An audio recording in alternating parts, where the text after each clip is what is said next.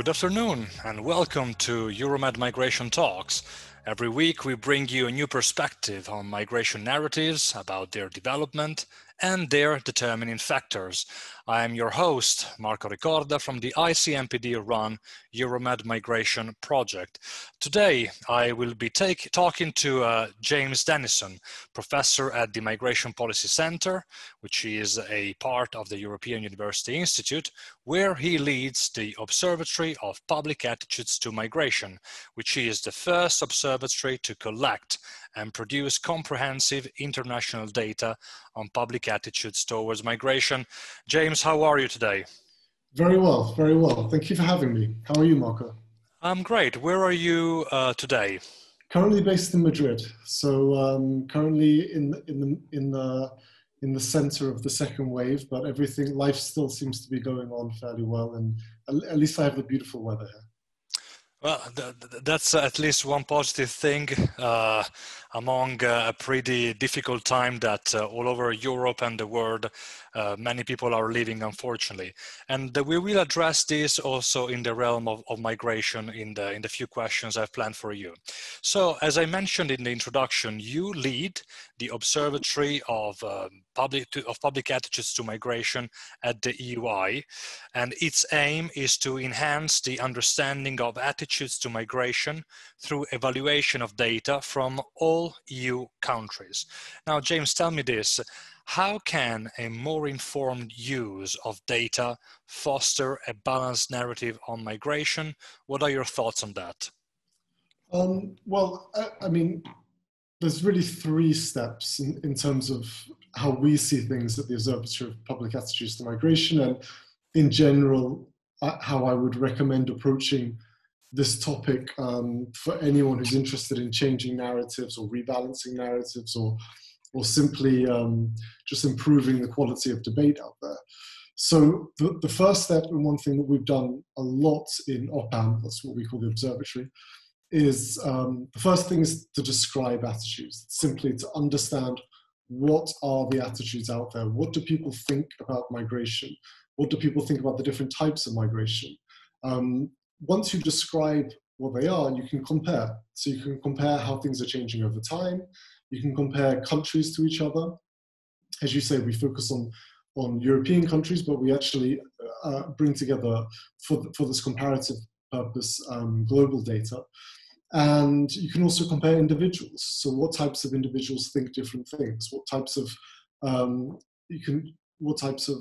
attitudes vary, for example, because attitudes to migration, of course, it's not one single thing. It's actually a broad variety of different topics, different types of migrants, different types of migration regimes, attitudes to policy, attitudes to a range of different things.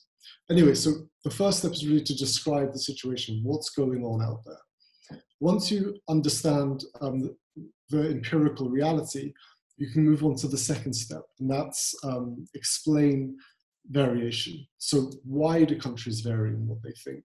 We already know how they think, but why does one country think one thing, another country have a certain level of attitudes to migration, a certain preference?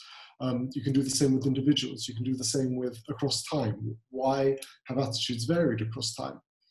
And once you understand why, which is no easy feat, actually, in many ways, it's the hardest thing we do in social science, moving from the empirical raw data to making theoretical causal claims. But once you do that, you're able to prescribe interventions. So you're able to say, okay, we know what attitudes are. We know why they are as they are. And therefore, we're able to say, if you do X, Y, or Z, you're likely to get this, this result. If you use a certain type of messaging, it's likely to elicit certain attitudes. If you have a certain migration policy, it's likely to elicit other attitudes. And that all comes from understanding, as I say, first, what is the lay of the land? What do people think? Why do they think that? And then the third and final step, as I say, what interventions are likely to change what they think? I totally agree with you, especially when a debate is vastly generalized and as in the case for migration in Europe and the Mediterranean, vastly polarized, I think precision is exactly the key to explain each and every, let's say, situation, each and every element of the analysis. Otherwise, we risk even polarizing further the narrative. And about this, I'd like to ask you something very precise. So you often mention in your work value-based messaging. So what is value-based messaging, and what type of value-based messaging is likely to work when it comes to migration? Yes, so this really goes back to a recent report with the ICMPD we put out. I would say it was about a month ago it came out, maybe a little bit more. When value-based messaging is a term that gets used a lot. And I think that's a really good thing, but I think people haven't really thought through what that means. People say, okay, you need to communicate in terms of emotion rather than facts. You need to use values rather than boring data, for example. And I suspect that's the case, or we suspected that's the case. So that's why we went down the route of producing this report, which says, okay, so what is value-based messaging? What type of value-based messaging is likely to work when it comes to attitudes to immigration? And we basically drew, rather than just vaguely talk about values, we looked to the psychology literature, political psychology, social psychology, psychology moreover. That literature is pretty conclusive, pretty unified in what values are. It defines values as people's basic motivational goals in life. So they're personal and they are deep-seated. They don't change that much over the course of your life. And they really dictate the choices that you make, the behavioral choices you make, and the attitudinal attitude you have to more specific things. So one very popular attitude value-based schema is that by a psychologist called Schwartz. That's what we use in this report. And he basically looked at values across the world, and he wanted to find those values which can be found in equal measure everywhere in the world. He was interested in the most fundamental values, not those caused by cultural idiosyncrasies or national histories, but those that can be found everywhere in humanity. And he narrowed those down to 10. I'm not going to go through the 10 now, but what psychologists thereafter have done with those 10 values is show which of those 10 values relate to people's attitudes to immigration.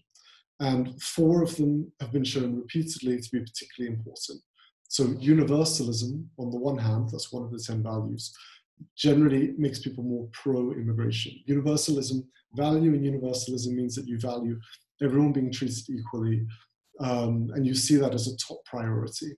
And maybe you see that if you value universalism higher than the other 9 values, you really want to prioritize that.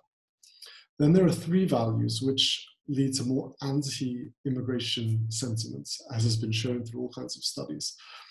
And those are conformity, valuing conformity, that everyone should follow the same rules, everyone should follow the same sort of norms, and the way they live should be fairly homogenous. Tradition, which is similar to some extent, and also finally security, which is a little bit different. That's more to do with really seeing the top priority in life is feeling safe, feeling that there's no threat to you or your family. And so once we understand that these values, these deep-seated psychological motivations that you have affect your attitudes to immigration, we can say, okay, that's therefore likely value-based messaging using these type of values. We should keep those 4 values in mind. So we should think about, if we're trying to appeal to those people who are already pro-immigration, then we want to use those kind of universalistic values. However, if we want to appeal to those who are more anti-immigration, then we need to move away from those kind of universalistic way of thinking and start using values in the way that we message that speak more to those concerns about security, about conformity, about tradition.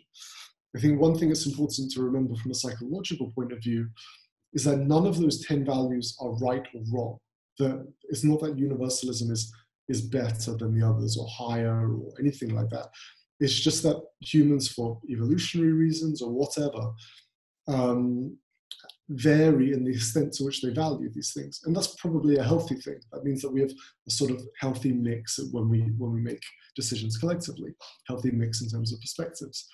So if we think about messaging in terms of, if we want to appeal to those people in the middle who theoretically, I think we could say, are more likely to be persuaded in one direction or the other, we show in that report that, just as we would expect from the literature, they have a pretty balanced value set. So they do value universalism, but they also value those other three pretty much equally, those other three values of conformity, tradition, and security.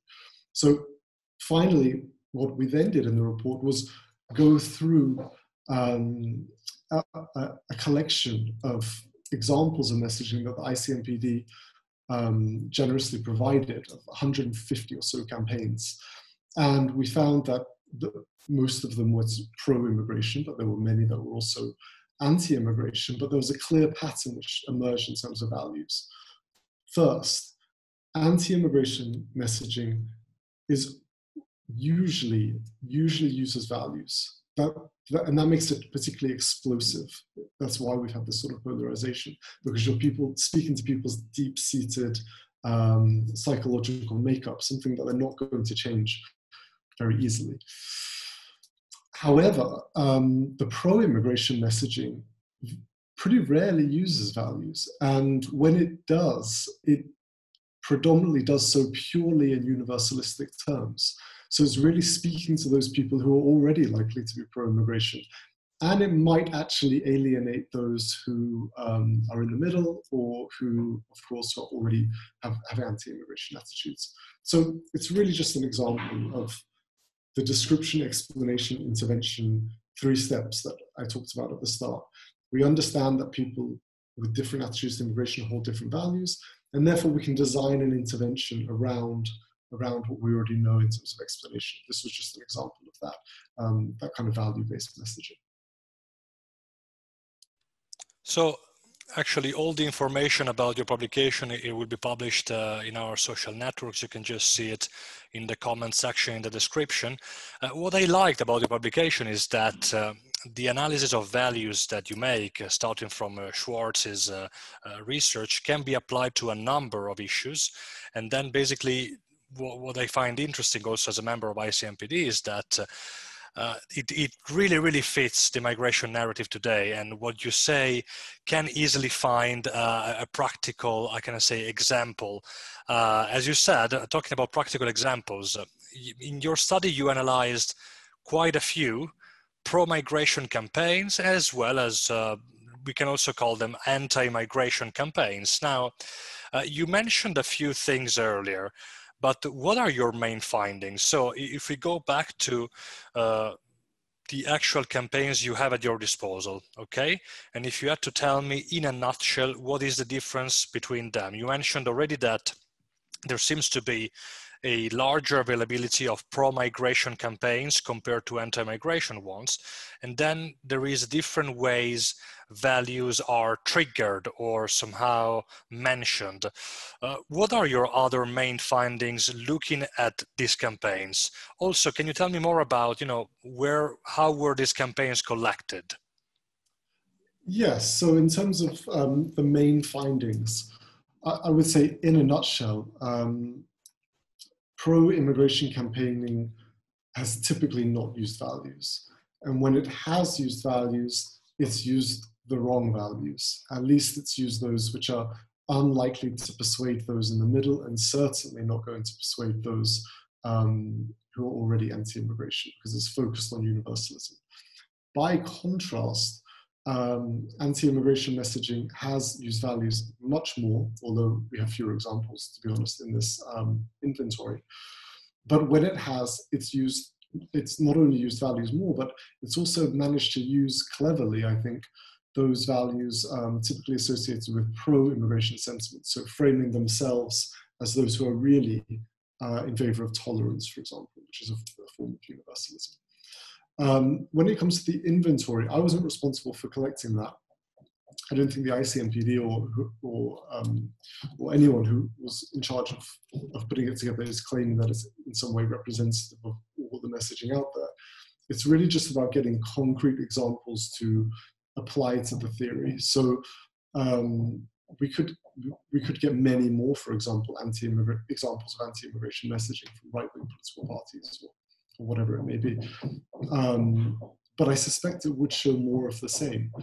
And bear in mind, the goals between anti-immigration campaigners are often quite different from pro-immigration campaigners. If they just want to get 20% of a vote, they can do that just by focusing on a few people with extreme values. The same can't be said for those who are trying to convince a whole population, of course, which is usually the pro-migration campaigns. What you just said also highlights the importance of analyzing the narrative. In migration policy making for many years, I would say prior to the past 5 years, the narrative was a slightly underestimated topic. But what is clear today is that the narrative, so the way the topic has been discussed, also influences policymaking, and as you have pointed out in your previous reports with ICMPD, also electoral outcome. Now, let's try to help our colleagues that work in communicating migration. And I'd like to ask you, how can communicating policies that are concordant with the values of target audiences help rebalance the migration narrative in the Mediterranean? Is it possible? What would be your advice? I think it is possible. I mean, values is just one way to do that. There's all sorts of other determinants of attitudes to immigration. So I wouldn't recommend only taking a values-based approach, but I would say it's a useful start. And then as I say, there's really three, if you're trying to move people away from the really anti-migration way of seeing things, that are going to help. And it doesn't take much imagination to see how that would work in the Mediterranean, for example. So security is a huge issue for those who are most concerned about immigration. So those fears shouldn't be dismissed. They should be constructively engaged with, I would say. And I would also say the same is really for conformity and tradition. That it can be shown that migration doesn't need to be a threat to these things. It can even be a way of upholding them. We show some examples in the report, some examples of migration campaigns that use tradition and conformity to make a pro-immigration point. You know, that the migration can support those social institutions or whatever it may be that we typically associate with sort of national conformity or traditions or whatever it may be. So I think in the report we offer quite a few different really practical examples, but that's really just the starting point. But as I say, I don't think it requires that much imagination to think about how these values can be used once they're properly identified, which I think we've done. But, you know, here comes the $1 million question. So in the study and in what you just said, you claim that aligning migration policy communication with a target audience's value is likely to elicit sympathy for the message. And as you said, you know, you also mentioned examples where conformity can also feed into a pro-migration narrative.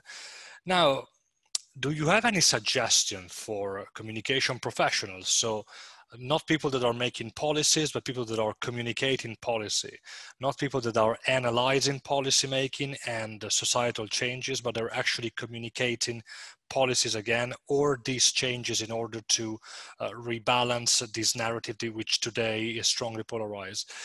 Do you have any suggestion for communication professionals in order for them to incorporate values into their messages? Perhaps there is something interesting that you have found during your research. What is your experience with that?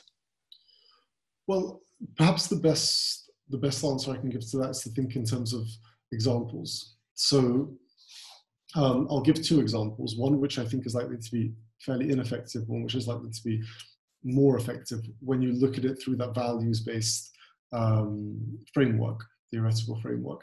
So the one that would be ineffective would be simply saying, let's celebrate diversity. And this was really, I think, for a long time, the approach of migration campaigners, much less so now, I must say, because it assumed that other people had the same values as those putting the message together. So it just assumed that that sort of universalistic message of celebrating diversity would be effective for everyone.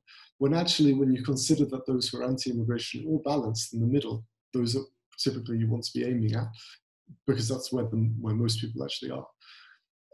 When you consider their values in Schwartz's framework anyway,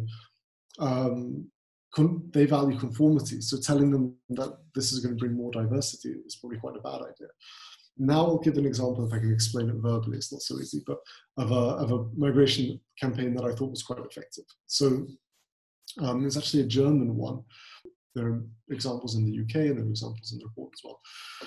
However, this German one showed a German man on a coast guard on a boat at sea, and he was accompanied by a younger man, also dressed as a coast guard, who looked like they were from Syrian, or perhaps somewhere in the Middle East descent. And that was really effective because they had one speech bubble saying, next to the older man saying, we have to protect Germany. And then the other one said, yes, let's do it together.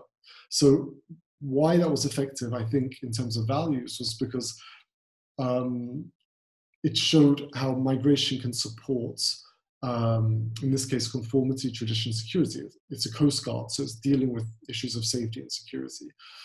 Any of those kinds of old professions, those traditional professions are forms of tradition anyway, particularly with that kind of apprentice and master relationship.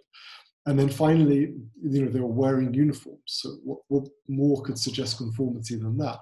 The underlying message was, this isn't a threat. This is going to support the way of life as it currently exists. It's not going to change everything. It's actually just a way to support those values. So I don't know if that answers your questions with two examples. But, it does very well. I think you're addressing a massive elephant in the room of communicating migration today, which is analyzing exactly the role of values and how these can play a role in rebalancing the narrative. And as you said earlier, too often a certain value has been used towards the wrong audience. And created, of course, a sentiment of fear sometimes, of lack of security, of threat. Even today, I think that COVID-19 brought a new threat, which is a sanitary threat. So I think I really like this conversation because you addressed the elephant in the room for all those working in communicating migration. James, thank you so much for taking the time to be with us today.